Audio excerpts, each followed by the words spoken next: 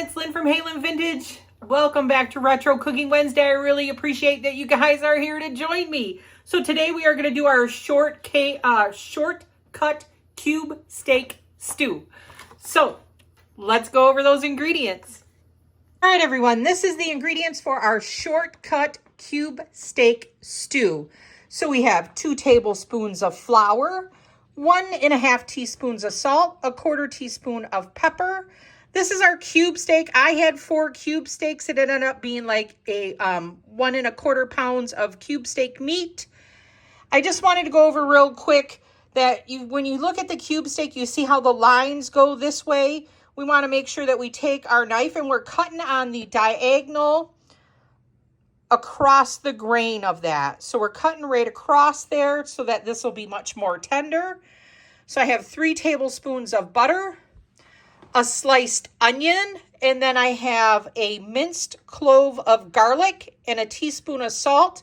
I just wanted to really quickly go over that this is a head of garlic or a bulb of garlic, and then when you take one of these off, that is a clove of garlic. So that's what was minced, just one of those.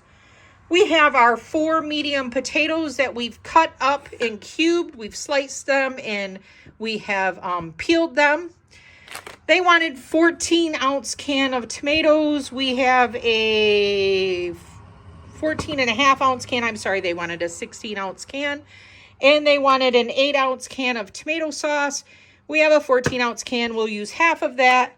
10 ounces of frozen peas. We have a 12-ounce bag of frozen peas. Not a big deal. And then they wanted a half of green pepper sliced.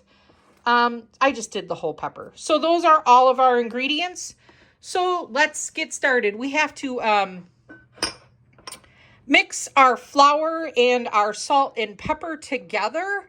So we are just going to mix that together.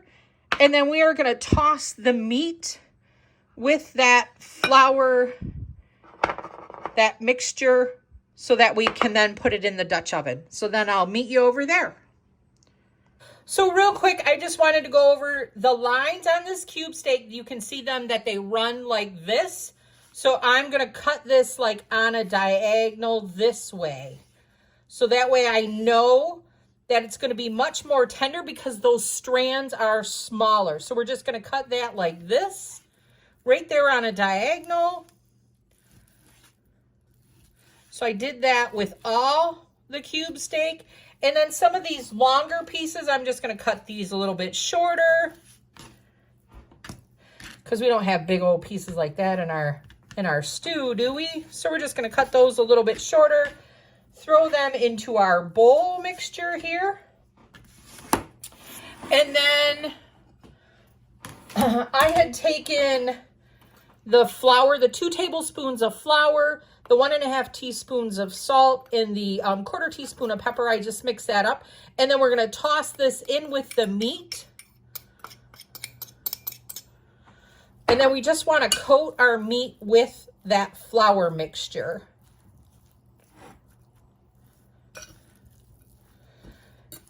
And then I'll meet you at the stovetop at the Dutch oven.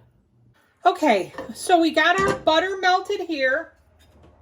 And we're going to take our nicely coated steak, well, cube steak, and I'm going to put this in little batches because we don't want it to get too crowded because we don't want to poach our cube steak. So we're just going to brown all this in our butter. You could use oil. I mean, they had lard written, but we don't really use Crisco or anything anymore. So I did add a little bit of avocado oil to this just to bring up the smoke point because what burns is the milk solids that are in butter. So I got about half of this in here. We're going to let this brown. We'll take that out and then I'll do the other half. I'll come back when it's brown. Okay, so our meat is nice and brown. We're going to add our large sliced onion to this. Give that a little bit of a stir. Let it pick up some of those bits on the bottom.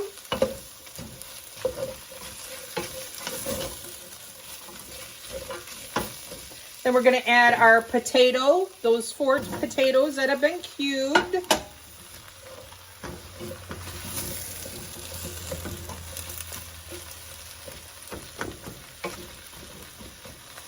We're going to add our can. They wanted 16 ounces, but I got a 14.5 ounce can of diced tomatoes.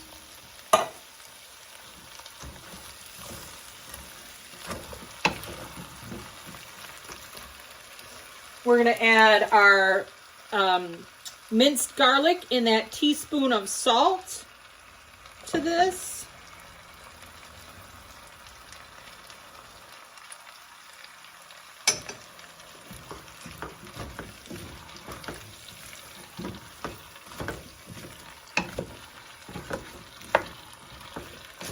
I'm just giving everything a really good stir, getting it all nice and coated. And then we're going to add that 8 ounces of tomato sauce.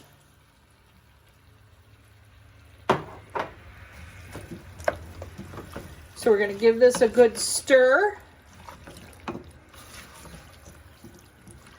So then this here, we're going to want to bring it to a boil. As with everything, like I've always said, when we're making soups or anything, we're going to bring it to a boil, and then we're going to reduce our heat, and then we're going to simmer it uncovered for 30 minutes. So let's bring this to a boil, which is probably that 30 minutes is just making sure everybody's come to the party and we can get those potatoes somewhat cooked. And then at the very end, we're going to add our green peppers and our peas so that they are not mush and you have a little bit of crunch in here. All right, so let's bring this to a boil. Then we will cut it to a simmer. And we'll come back in a half hour when it's done to add our peas and our green peppers.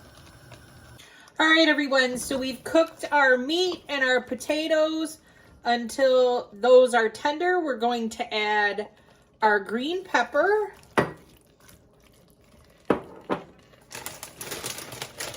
And we're going to add our peas.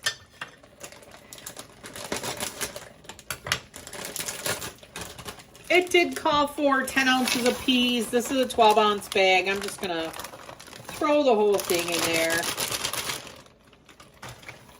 Extra 4 tablespoons is not going to hurt us. So then we're going to, again, bring this back up to a boil. And then we're just going to cook this until our peas and our green pepper is tender. So we'll come back after that's done. All right, so my thoughts on our shortcut cube steak stew. I liked it. I thought that it was good. It reminded me of Swiss steak. I don't know if you guys ever had Swiss steak when you were a kid. My mom always made Swiss steak when I was a kid. And it had like the, the tomatoes and the steak. And I want to say she put green peppers in hers. So I enjoyed it for that. That's what it did remind me of. It did remind me of Swiss steak. I also want to say that the other day I went to Wendy's and it was over $10. It was like $10.50 for a medium size. I just had a single with cheese, like nothing big. A single with cheese, a fry, and like this astronomically large. Well, I just got a unsweetened tea, but $10. I mean, the Swiss steak. Oh my goodness, that's just on my mind. The cube steak that I bought was like $8.60. So you could buy like your can of tomatoes, your can of sauce. I mean, $1 each for that, $1 for the peas. You can grab a bag of potatoes for like $3. You only need 4, and then the rest you could make mashed and serve the stew over that. Green peppers like 80 cents. I mean, these are prices for Michigan. So for like $13, $14, tops $15, you could feed a family of 4. Mash up the rest of those potatoes, maybe add a nice crusty loaf of bread. make some Jell-O, because I mean the Jell-O is pretty good if you do those little sliced canned pineapples. I mean, $2, you can have a nice little Jell-O little dessert there. So with that, I mean, I like it for that reason. You could add leftover vegetables to it if something's going bad in your refrigerator, mushrooms, carrots, whatever, you know, throw those in there so it's not going bad. Add a little corn, whatever you got going on.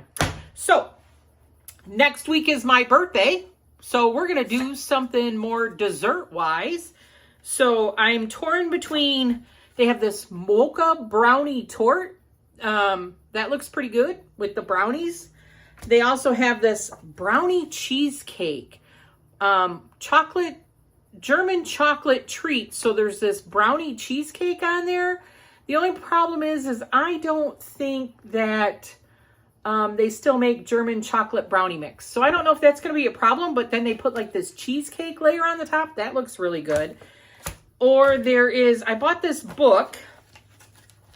It's from 1972 from Evangelical Lutheran Church, Durham, Pennsylvania. I mean, she just absolutely loved this book. Wrote all over it. And she's got like stars next to some, I'm assuming those are her favorite recipes. So she has a star next to this quick blueberry streusel coffee cake. I mean, we could get fresh blueberries right now, right?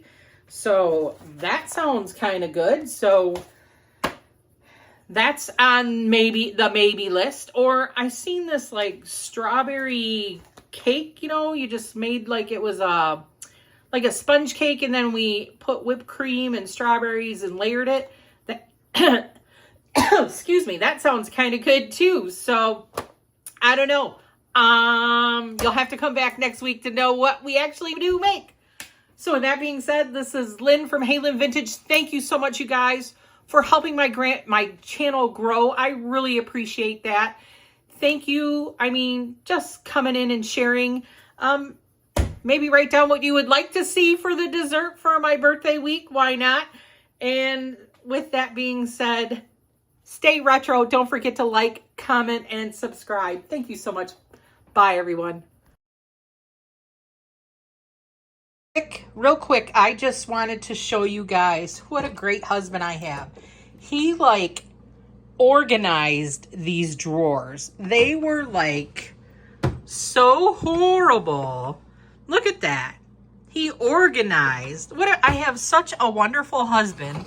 Look at these drawers. Lids all in plastic containers. I mean, he is just amazing.